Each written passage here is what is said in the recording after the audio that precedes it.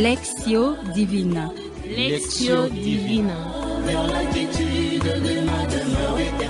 Lectio Divina, une émission pour méditer, prier et vivre la parole de Dieu au quotidien. Lectio Divina. Lectio Divina. Le se flétrira, la fleur se fanera, mais la parole de Dieu jamais ne passera. Chers auditeurs et auditrices de la Lectio Divine en famille, bonjour, bonsoir. C'est selon les lieux où vous vous trouvez et les médias par lesquels vous nous captez.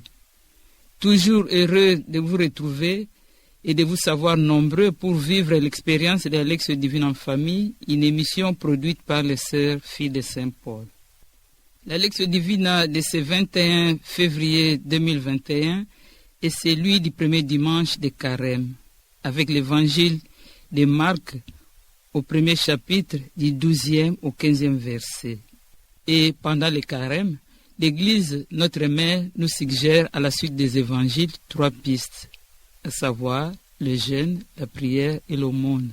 Puisse cette Lectio Divina nous aider à progresser tout au long de ce Carême dans la connaissance de Jésus et surtout nous amener à vivre une solidarité plus grande avec des personnes plus démunies que nous en ces moments difficiles de la crise sanitaire. Nous vous prions de prendre vos dispositions pour participer à notre lecture priante. Pour vivre cette expérience, nous avons dans ces studios quelques couples de l'Institut Sainte Famille, à savoir... C'est Papa Afeye Mutombo, membre de l'Institut Sainte Famille, l'une des branches de la grande famille paulinienne. La famille Chimina avec Papa Augustin et Maman Iguette Kabanga. Et au micro, Marie-Marlène Voloko Enga, coopératrice paulinienne. Prions. Seigneur, invite-nous à marcher à ta suite pendant ces temps de carême, quand bien même cela implique des souffrances comme ce fut ton cas. Viens dans nos déserts et parle à nos cœurs préoccupés. Que l'Esprit Saint nous relève de toutes les dépendances qui peuvent étouffer notre cheminement pendant ces temps et qu'il développe en nous la capacité de nous donner à Dieu et aux autres. Invoquons l'Esprit Saint.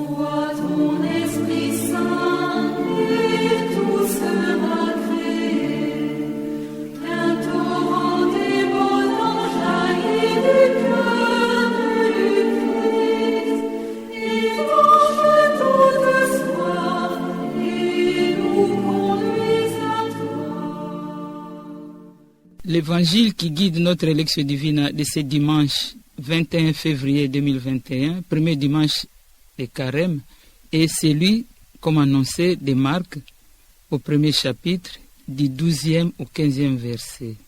Cet évangile évoque la tentation de Jésus après avoir apporté son baptême au Jourdain.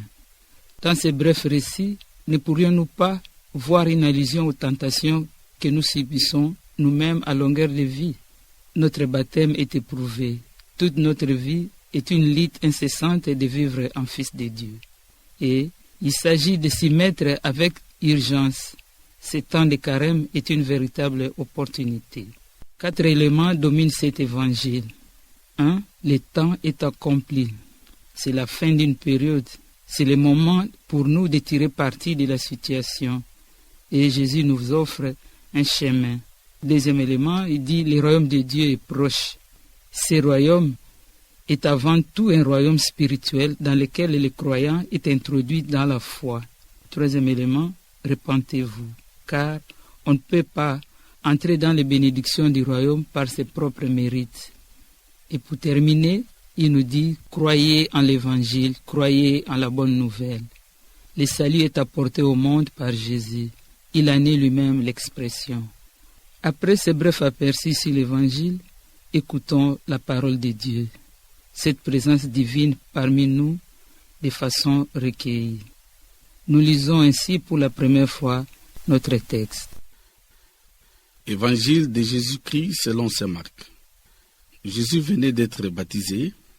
Aussitôt l'Esprit le pousse au désert, et dans le désert, il resta 40 jours, tenté par Satan. Il vivait parmi les bêtes sauvages, et les anges le servaient. Après l'arrestation des gens, Jésus partit pour la Galilée proclamer l'évangile de Dieu. Il disait, « Le temps sont accomplis, le règne de Dieu est tout proche, convertissez-vous et croyez à l'évangile. » Acclamons la parole de Dieu. Louange à toi, Seigneur Jésus. Gardons à présent un moment de silence avec ces fonds sonores que nous propose la technique pour laisser s'installer en nous cette parole que nous venons d'écouter. Dans le désert, je cherche ta face. Dans le désert, ton pain me nourrit. Je ne crains pas d'avancer sur ta trace. C'est pour ma soif que ton eau vive jaillit. Promis à toi dans la justice. Promis à toi dans l'amour, dans la fidélité, comme je suis connue, je connaîtrai. Dans le désert, j'entends ta parole, dans le désert, loin de la rumeur. Le souvenir de ta loi me console. Ô Dieu caché, tu veux parler à mon cœur. Du dialogue qui s'établit avec la parole entendue, certains passages nous ont certainement touchés. Nous allons les partager à tour de rôle sans les commenter. Oui, dans cet évangile, je suis touché par ce verset. Le temps sont accomplis, le règne de Dieu est tout proche, convertissez-vous et croyez à l'évangile. Pour moi, c'est le verset 15 qui m'a frappé, qui dit « Les temps sont accomplis, le règne de Dieu est tout proche, convertissez-vous et croyez à l'évangile. » Convertissez-vous et croyez à l'évangile.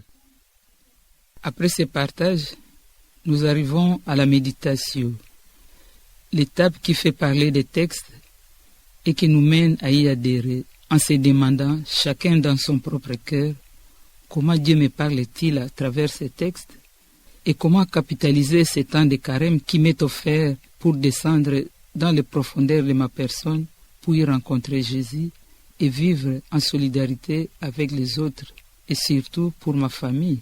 Après avoir fait face à la parole, partageons à présent les fruits de notre méditation de façon individuelle. Par cet extrait de l'Évangile, le Christ m'interpelle et m'invite à la conversion, car ça fait bien longtemps que j'entends sa parole et très peu je la mets en pratique. Il m'invite donc à revenir vers lui, à me convertir, à me réconcilier avec lui et à être véritablement le témoin de son amour parmi son peuple, dans mon foyer en tant que père de famille, dans mon milieu de travail et partout où il me donne d'être. Ces versets me parlent de la conversion. Jésus m'invite à me convertir et à croire à la bonne nouvelle. Mais comment se convertir? C'est en laissant tout qui n'est pas conforme à la parole de Dieu. Faire le bien et laisser le mal. Aimer mon prochain comme moi-même. Avoir la foi et l'espérance. Je peux encore me convertir en invitant les autres à se convertir et aussi en leur annonçant la bonne nouvelle qui est la parole de Dieu. La parole de Dieu est pour moi une vérité. Elle m'apporte la vie et la parole de Dieu est pour moi encore un chemin vers l'espérance. Oui, chers frères et sœurs, voilà une interpellation encore une fois au début de ce temps de carême. Comme l'exige l'Église, notre mère, un message fort qui veut ce que tout et tout le monde soit converti. Parce que Jésus lui-même, il nous dit, le temps sont accomplis, le règne de Dieu est tout proche. Voilà quelque chose de très fondamental qu'on met à notre disposition pour nous rappeler, pour nous dire d'être attentifs parce que le règne de Dieu est tout proche. À cela, l'unique voie pour y accéder, c'est la conversion. Et cette conversion doit se faire à travers l'Évangile, à travers la parole. Et comme nous savons, nous Pauliniens, nous fêtons cette année, c'est l'année biblique. Donc, à la lumière de la Bible, de la parole de Dieu, nous tous, nous arriverons à nous convertir. Après ce partage enrichissant, nous arrivons à l'étape de prière sur ce que nous venons de méditer. Seigneur Jésus, je te remercie pour ta parole de libération. Je te demande pardon, car depuis toujours, depuis mon baptême, tu m'adresses ta bonne nouvelle. Tu m'invites à te suivre, tu me montres le chemin. Cependant, je ne te suis toujours pas. Pardonne-moi pour mon égarement. Pardonne-moi pour ma surdité d'oreille. Pardonne-moi parce que je n'arrive toujours pas à mettre en pratique ta bonne parole du salut. Donne-moi la grâce de te suivre. Donne-moi la force de demeurer à ta suite. Donne-moi, Seigneur, de reconnaître ma faiblesse, ma petitesse, et de prendre la ferme décision de te suivre tous les jours de ma vie. Merci, parce que je suis convaincu, Seigneur, que tu me soutiens et que tu me tiens par la main pour me mener vers toi. Amen. Seigneur, je te rends grâce pour cette parole de vie. En ces temps de carême, aide-moi à me convertir et à prier sans cesse. Amen. Oui, Père éternel, nous voici en ce temps fort que tu nous offres. Nous implorons ta grâce pour que ton peuple que nous sommes, nous puissions arriver à nous convertir. Que personnellement, je puisse être attentif pendant ce temps à tout ce qui sera enseigné par l'Église, à toutes les recommandations durant ce temps fort de l'Église, que je puisse faire pénitence, pardon et me mettre constamment en prière. Que cette grâce puisse aussi être au bénéfice de tout le peuple de Dieu. Amen. Pendant ce temps favorable de carême, nous demandons ta grâce, Seigneur, pour être victorieux de toutes les oppositions de l'amour dans ces combats qui nous opposent à la vie divine, à la lumière de l'Esprit Saint. Puissions-nous nous tourner vers le Seigneur et donner la priorité aux autres maintenant et après la résurrection. Chères auditrices et auditeurs de la Lectio Divina en famille, nous voici à la fin de notre lecture priante. Les temps sont accomplis, le royaume de Dieu est proche. Convertissez-vous, clame Jésus. C'est la bonne nouvelle pour ces premiers dimanches de carême. Nous vous disons merci pour votre attention. Merci à tous les couples de l'Institut Sainte Famille qui ont collaboré à l'élaboration de cette émission. Nous disons également merci à la sœur Rita Almiti qui était à la réalisation et à Olivier Nguessi pour son apport technique. Au revoir et à la prochaine, même heure et même jour sur la même fréquence. C'était au micro Marie-Madeleine Voloko et Yenga, coopératrice paulinienne. Bon début de carême.